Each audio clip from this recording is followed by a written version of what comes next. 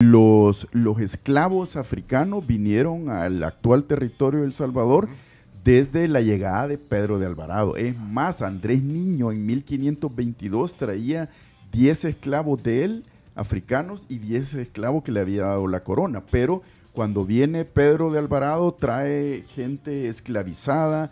Ya en la primera vía de San Salvador se traen esclavos africanos y luego se trae mucho. Lo que sucede es que se dejaron de importar, digamos, mano de obra esclavizada de África, probablemente ya a finales del siglo XVIII. ¿Por qué?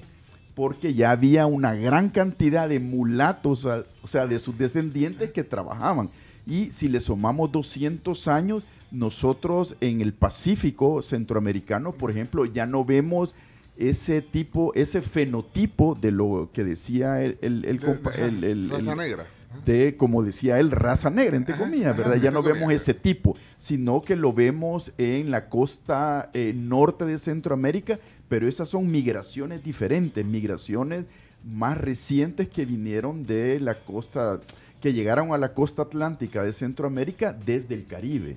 Entonces, por eso es que, pero sí hay, en el último censo, que es del 2007, hay registrados 7,741 gente que se autodefinió como, y entre comillas, negro de raza. Y así se pone, vos lo pones entre comillas, pero así se pone no, en el documento censal se puso así, pero debería de ser afro-salvadoreño, ¿verdad? Pero qué interesante lo que decía, en el documento censal dice... Sí, en 2007, eso es terrible, negro de raza, eso es terrible, para 2007. ¿Y eso quién es el registro? ¿Quién lo hizo? RNP, sí, Registro Nacional de la Persona Natural. Exacto, con Digesti, con la estadística, con lo que Bueno, van a hacer un censo ahorita. Sí, no debería decir eso, debería decir, es usted afrosalvadoreño, y también otra cosa, que existe la categoría afroindígena. También. Espérate, ahora que oigan, aprovechando que van a hacer el censo, creo que lo va a hacer el Banco Central de Reserva, va a hacer el censo. Sí.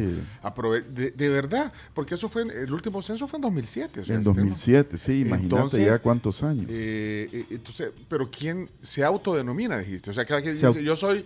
¿Cómo dijiste? ¿Cómo dijiste? Afro-salvadoreño. Afro-salvadoreño, y la otra dijiste afroindígena. Afroindígena también hay.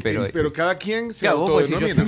Pero para definirse eso tiene que haber un proceso de, digamos, de conciencia, ¿verdad? Interesante. Es como una salida del closet, ¿me entendés? Si toda la vida te dijeron que vos eras mestizo, ¿verdad? Te decís mestizo o salvadoreño. No ves las diferencias. Pero cuando vos decís, cuando empezás a ahondar en tu historia personal y decís, veo la foto de mi abuelita, de mi abuelito, y de repente me veo, y los otros me perciben como tal, porque la identidad es bien compleja.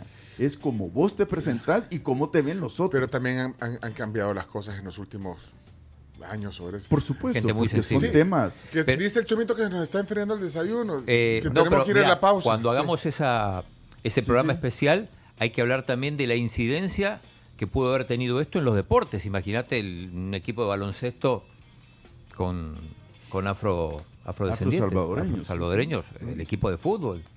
Sí, puede ser, ¿verdad? También hay, en el siglo XIX trajeron bastantes chinos también. Miren, tenemos que irnos a la pausa.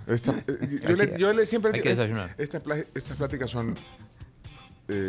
pues sí, Sammy fascinantes. Dice, afroindígena, o sea, negro y indio.